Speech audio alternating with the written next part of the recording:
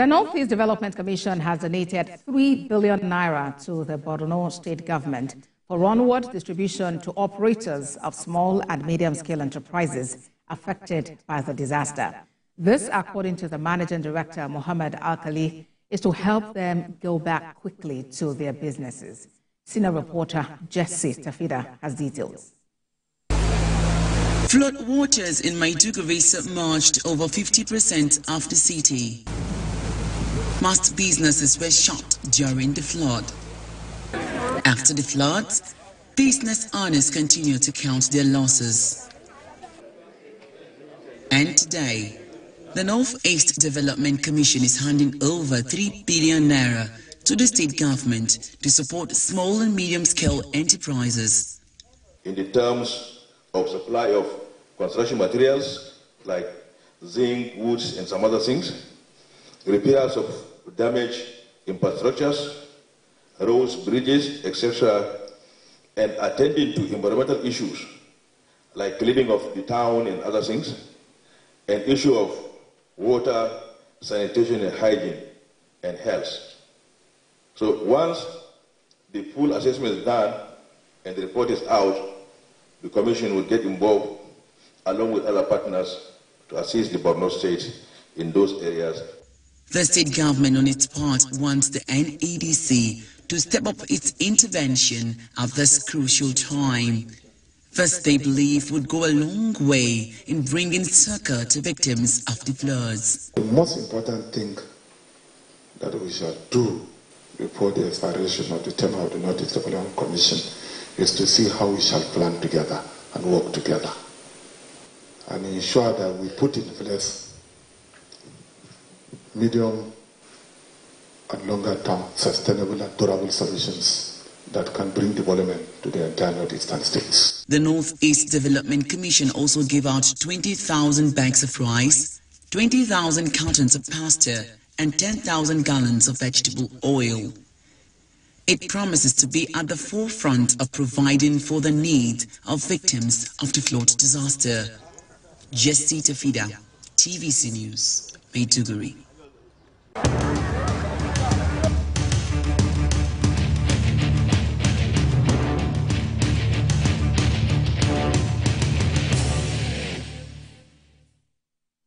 To other issues, leaders of the 6 Northeast states are meeting in Gombe State to proffer solutions to the challenges posed by climate change in the region. The leaders are focusing on homegrown solutions that would aid recovery and build resilience against a fast-changing environment. Senior reporter Landry Adeyemi has details. Maiduguri, once known as a desert town, became a floodplain for several days. That means that climate change is no longer a theory to be studied in books, but a clear daily reality. But the Northeast Development Commission is bringing together leaders of the 6 states in the region to share ideas and combine resources to reduce the impact of the rapidly changing climate. Increase awareness about the impact of our natural assets, strengthening climate resilience, identifying gaps associated with policy and governance, and most importantly, set a direction for a coordinated response to these environmental challenges.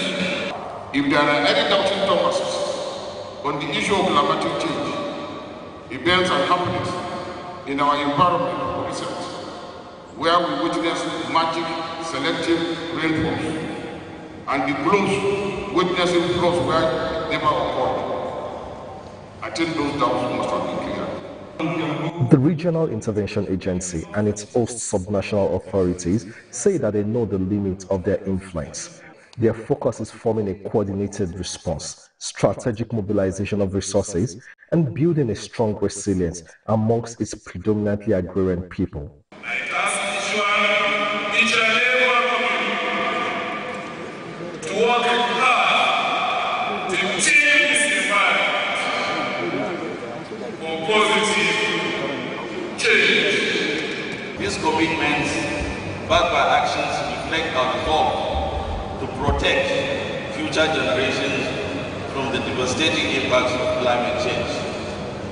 Nigeria's 2024 flood outlook is yet another reminder of why climate change has not been taken lightly. Often, when summits and conferences such as this are held, it's all talk and no action. But the leaders of the 6 states of the Northeast region and the Northeast Finance Commission say that they are committed to implementing these recommendations that have been proffered here and protecting residents of the Northeast region against the harmful adverse effects of climate change. Landry Adeyemi, TVC News, Gombe. Away from environmental matters, a large motor fishing vessel arrested by the Nigerian Navy for fishing without the requisite documents has now been handed over to the Nigerian Maritime Administration and Safety Agency, NEMASA, for further investigation. Joseph Kunde has details. This might be the largest fishing trawler arrested by the Nigerian Navy in recent times. Discovered on the 28th of August by men of the Nigerian Navy ship Sabama at the entrance of the Akasa Channel in Braz, MFV Almiralty was caught operating without a proper license and documentation. The vessel has since been taken over by the Ford Operating Base Formoso, with 14 crew members made up of 11 Nigerians and 3 Senegalese on board. Upon her arrest, the vessel was handed over to FOB Formoso. The investigation revealed that Almirante neither had an International Maritime Organization registration number, a fishing license, nor naval headquarters clearance for her operations. MFV Almirante's operation without an LMO number is a clearance infraction which constitutes a maritime offense.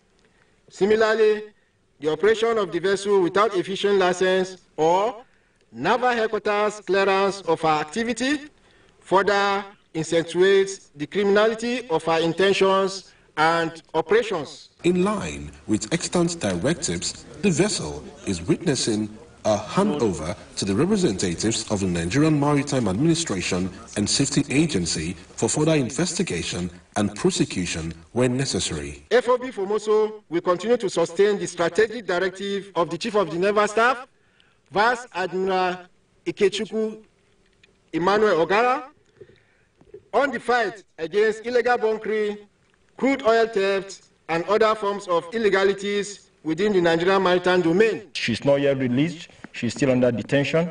It is upon the recommendations and findings from the inspection that we can determine the next action forward. So, on behalf of the coordinator of the Eastern Zone and the district surveyor, I received this vessel in good faith. The Navy reiterates its determination to stop all forms of illegality in Nigeria's maritime domain and ensure safety for all legitimate businesses to thrive. Joseph Kunde, TVC News, Akasa.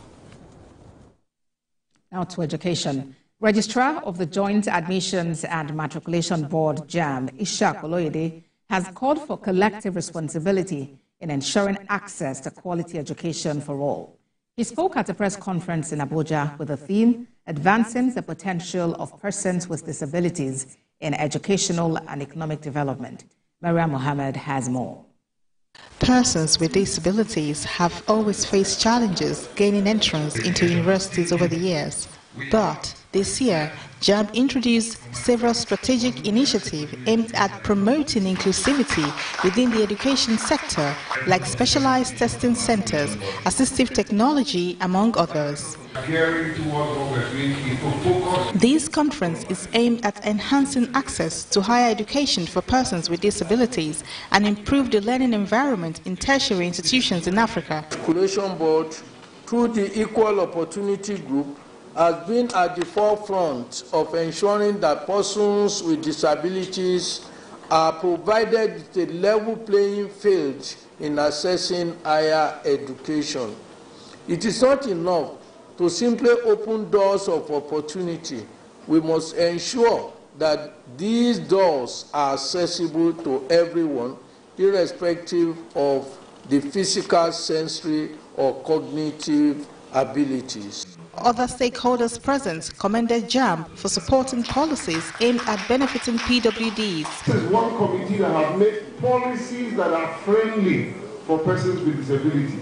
Finally, this is one committee and organization that are truly implementing what they have said that they will implement. The group wants Nigerians to know that education is not a privilege reserved for the few, but must be safeguarded for all. For Nigerians to get the inclusive society they seek, persons with disabilities must be carried along across all sectors, especially in education, in order to create a brighter future for all Nigerians. Maria Mohammed, TVC News, Abuja.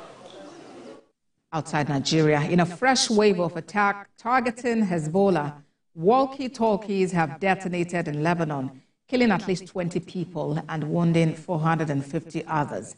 But this is coming a day after pager blasts killed at least 12 people, including children, and injured thousands across the country. Israel's defense minister said a new era of war was beginning, tacitly acknowledging its role in the shock attacks, which have pushed the region back to the brink of wider conflict. According to an Israeli security source, Israel launched the pager attacks after it's believed the plan had been discovered by Hezbollah.